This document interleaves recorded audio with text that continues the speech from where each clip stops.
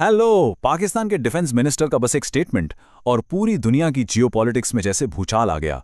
सोचने वाली बात यह है कि इस एक लाइन में मिड ईस्ट के अंदर एक नई न्यूक्लियर रेस शुरू करने का दम है। तो आखिर ये पूरा मामला है क्या? आइए समझते हैं। तो स्टेटमेंट था क्या? पाकिस्तान के डिफेंस मिनिस्टर ख्वाजा आसिफ ने बिल्कुल साफ साफ कह दिया कि पाकिस्तान सऊदी अरेबिया के नए डिफेंस पैक्ट के अंडर पाकिस्तान की जो न्यूक्लियर कैपेबिलिटीज हैं वो सऊदी अरेबिया के लिए अवेलेबल होंगी। मतलब साफ है, सीधे सीधे न्यूक्लियर वेपन्स। ये सच में एक बहुत बहुत बड़ी खबर है। तो सवाल ये उठता है कि भाई इस डील का असली मतलब क्या है? क्या अब पाकिस्तानी मिसाइल सऊदी अरेबिया में डिप्लॉय की जाएंगी? और इसका इंडिया और पूरे मिड ईस्ट पर क्या असर पड़ेगा?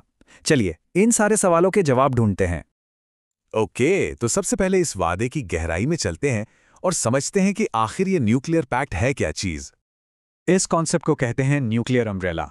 इसका बिल्कुल सीधा सा मतलब है कि पाकिस्तान सऊदी अरेबिया को डिफेंस के लिए अपने पूरे के पूरे न्यूक्लियर प्रोग्राम का एक्सेस देगा।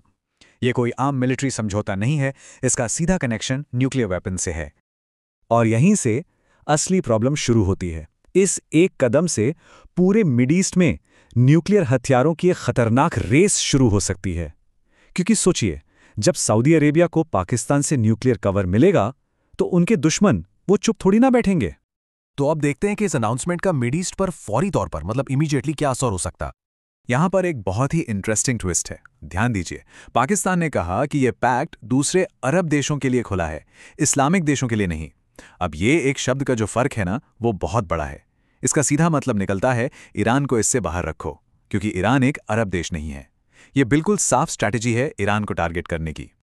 और बस यहां से एक चेन रिएक्शन शुरू हो जाता है। जैसे ही सऊदी अरेबिया को न्यूक्लियर एक्सेस मिलता है, ईरान फौरन अपने न्यूक्लियर प्रोग्राम को और तेजी से आगे बढ़ाएगा।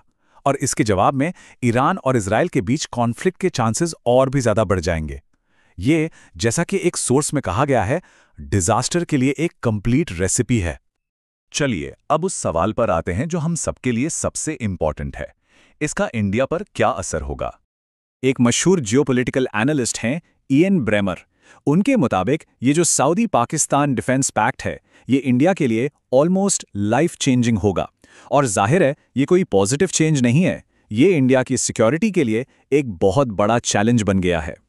अच्छा, अब जरा इन नंबर्स को देखिए, इससे पूरी पिक्चर क्लियर हो जाएगी। ये 2014 का डिफेंस बजट है। देखिए पाकिस्तान का बजट कहाँ, $10 बिलियन, और दूसरी तरफ सऊदी अरेबिया और इंडिया, जमीन आसमान का फर्क है ना? अब जरा इमेजिन कीजिए कि पाकिस्तान के साथ सऊदी अरेबिया की इतनी बड़ी फाइनेंशियल और मिलिट्री पावर जुड़ गई है। ये इंडिया के लिए सिक्योरिटी का पूरा इक्वेशन ही बदल देता है।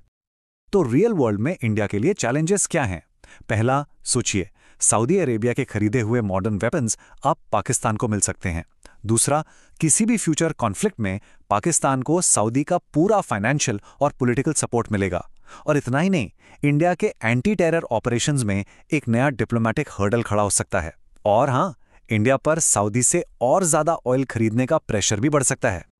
आखिर में आइए ये समझने की कोशिश करते हैं कि ये इतना बड़ा दांव खुद पाकिस्तान के लिए क्या मायने रखता है। कहते हैं ना, with great power comes great responsibility. पूरे मिड ईस्ट की सिक्योरिटी की गारंटी देकर पाकिस्तान ने अपने सर पर एक बहुत बहुत बड़ी जिम्मेदारी ले ली है। सवाल यह है कि क्या वो इसे निभा पाएगा? क्या उसके पास इतने रिसोर्सेज हैं कि वो इस बोझ को उठा सके?